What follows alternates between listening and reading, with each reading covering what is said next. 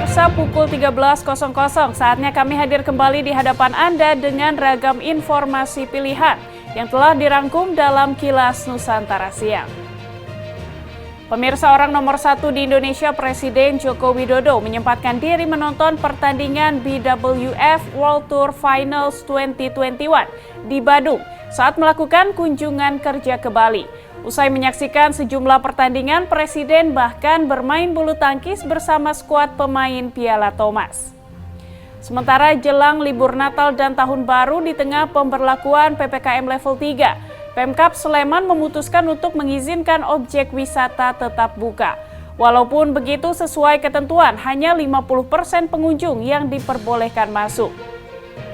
Dan kabar terakhir mengenai upaya mitigasi kebakaran hutan dan lahan alias karhutla. Sumatera Barat masuk dalam daerah dengan risiko rendah karhutla.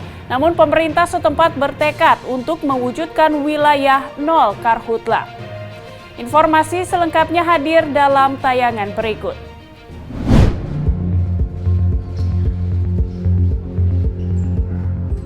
Saat mengunjungi Bali, Presiden Joko Widodo di sela kunjungannya Kamis 2 Desember meluangkan waktu untuk menyaksikan pertandingan BWF World Tour Finals 2021 yang digelar di The Westin Resort Bali International Convention Center, Badung.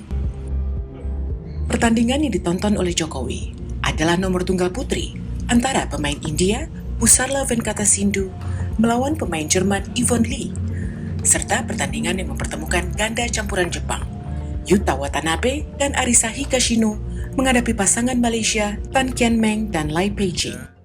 Usai menyaksikan kedua laga tersebut, Presiden Jokowi menemui para atlet dan ofisial yang berhasil membawa nama Indonesia memenangi Piala Thomas pada Oktober 2021 kemarin.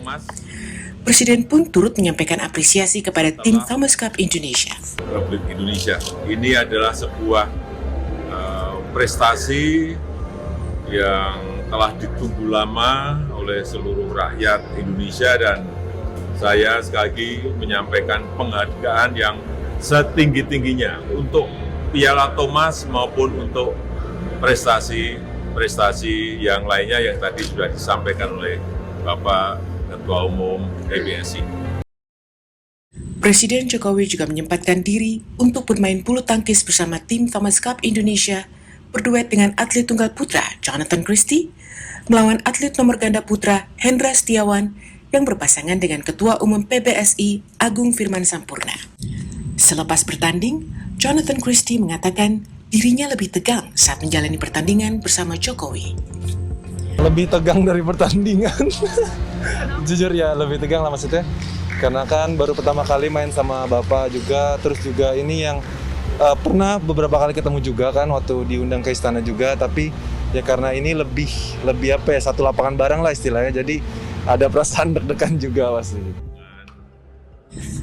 Tim Thomas Cup Indonesia berhasil memenangi Piala Thomas dengan mengalahkan China di babak final dengan skor 3-0 setelah selama 19 tahun tidak meraih gelar tersebut. Tim Kantor Berita Antara mewartakan. Kita juga kepada PBSI yang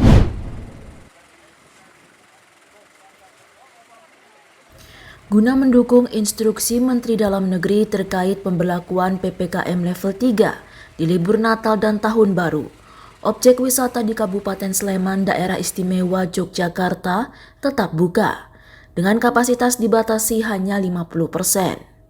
Untuk memberikan keamanan pengunjung dan masyarakat sekitar terhindar dari penyebaran COVID-19, Dinas Pariwisata Sleman telah memastikan 60 destinasi wisata aman untuk dikunjungi.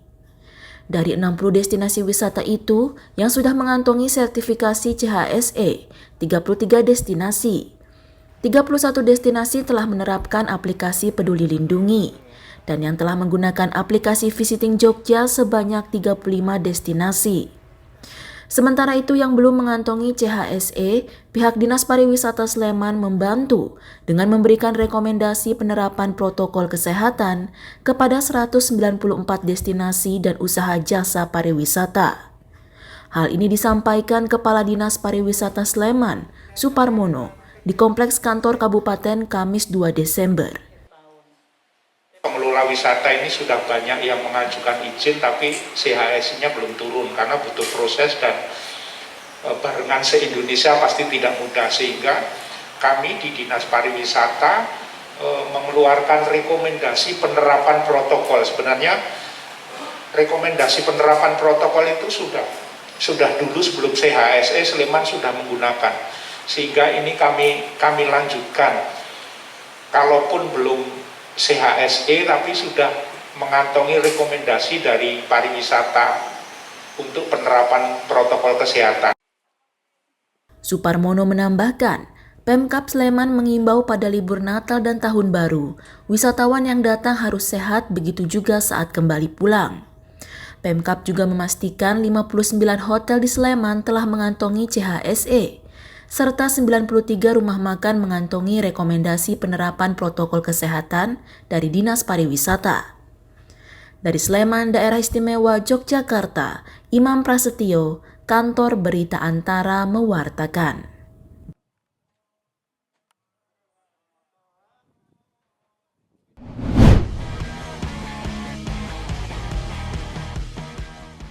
Sumatera Barat memiliki 500.000 hektar lahan perkebunan sawit yang sering terjadi kebakaran.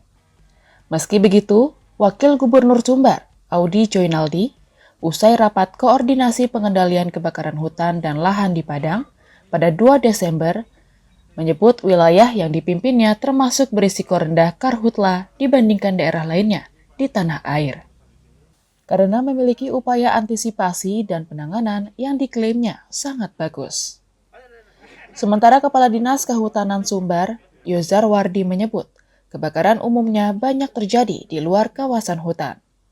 Baik disengaja maupun tidak, di mana Kabupaten Pesisir Selatan, Pasaman Barat, 50 Kota, Darmasraya, dan Sijunjung menjadi daerah rawan. Sepanjang tahun ini sendiri tercatat terjadi 12 kasus karhutla di Sumbar. Angka tersebut turun dibandingkan tahun 2020 yang tercatat 20 kasus. Hal itu, kata dia, karena kerjasama yang baik pihaknya dengan berbagai pihak dengan mengedepankan antisipasi terjadinya karhutla melalui pembentukan Masyarakat Peduli Api atau MPI. Mendukung itu, caranya apa? Kita upayakan meminimalisir terjadinya kebakaran hutan dan lahan dan kalau bisa menjadi zero, menjadi nol. Di samping itu, tentu upaya-upaya mitigasi ini harus bersama-sama seluruh stakeholder pemangku kepentingan. Kita di 10 PT punya alat-alat yang lengkap, mulai pompa apung, pompa besar ya, Pak Dir ya, pompa kecil, dan juga personil. Punya drone, jadi pengendalian, pencegahan kita, ini ternyata cukup bagus di Sumatera Barat. Meskipun termasuk dalam daerah dengan resiko rendah terjadi kebakaran hutan, seluruh pihak di Sumbar diminta untuk tetap meningkatkan kewaspadaan, terlebih dalam upaya mewujudkan nol karhutla. Dari Kota Padang, Sumatera Barat, Fandi Yogari, Kantor Berita Antara, mewartakan. Ya, itulah 3 berita yang kami sajikan siang hari ini. Simak berita penting dan menarik lainnya dalam Kilas Nusantara Sore yang tayang pukul 17.00. Terima kasih dan selamat melanjutkan aktivitas Anda.